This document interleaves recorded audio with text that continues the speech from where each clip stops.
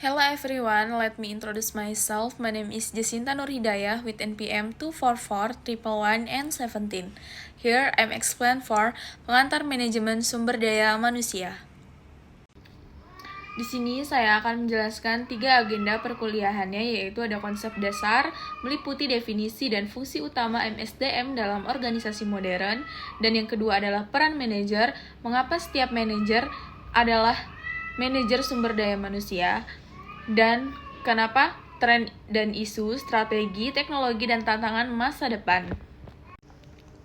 Apa itu MSDM? Definisinya, manajemen sumber daya manusia adalah kebijakan, praktik, dan sistem yang mempengaruhi perilaku, sikap, dan kinerja karyawan.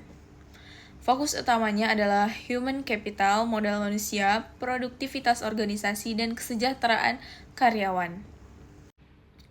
Fungsi utama MSDM yang pertama ada perekrutan, analisis jabatan, perencanaan SDM, rekrutmen, dan seleksi kandidat terbaik. Ada pengembangan, pelatihan, orientasi, dan pengembangan karir karyawan. Ada kompensasi, gaji, insentif, tunjangan, dan penghargaan kinerja.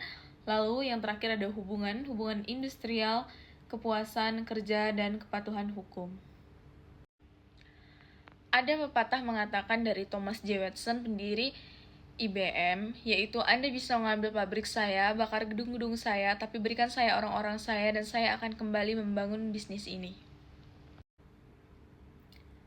Mengapa penting bagi semua manajer, bukan hanya tugas Departemen HR? Ada beberapa kesalahan personalia yang harus dihindari, yaitu manajer yang baik tidak ingin mempekerjakan orang yang salah untuk pekerjaan tersebut, mengalami turnover, pergantian karyawan yang tinggi, karyawan bekerja tidak maksimal atau membuang-buang waktu, lalu perusahaan dituntut karena tindakan diskriminatif, gaji yang tidak adil dan tidak memotivasi. Mengapa hasil melalui orang lain? Inti dari manajemen adalah mencapai tujuan organisasi melalui usaha orang lain. Anda mungkin hebat dalam pemasaran, keuangan, atau akuntansi, tapi jika Anda gagal mengelola bawahan Anda gagal sebagai manajer. Manajemen sumber daya manusia memberikan alat untuk memaksimalkan potensi tim Anda. Manajer lini vs manajer HR. Manajer lini, line manager, memiliki otoritas untuk mengarahkan pekerjaan bawahan dan bertanggung jawab mencapai tujuan organisasi. Manajer pemasaran, manajer produksi, dan manajer penjualan. Lalu ada manajer HR, staff manager, memiliki otoritas untuk membantu dan memberikan saran kepada manajer lini dalam mengelola sumber daya manusia. Spesialis rekrutmen, manajer kompensasi, HR business partner. Tanggung jawab HR manajer lini, menempatkan orang yang tepat di pekerjaan yang tepat, orientasi, memperkenalkan karyawan baru pada organisasi, kinerja, meningkatkan kinerja kerja setiap orang dalam tim, moral, menjaga semangat kerja dan kesehatan departemen. MSDM strategis. Saat ini, HR bukan hanya tentang administrasi, tetapi menjadi mitra strategi. Perencanaan SDM harus selaras dengan rencana strategis perusahaan.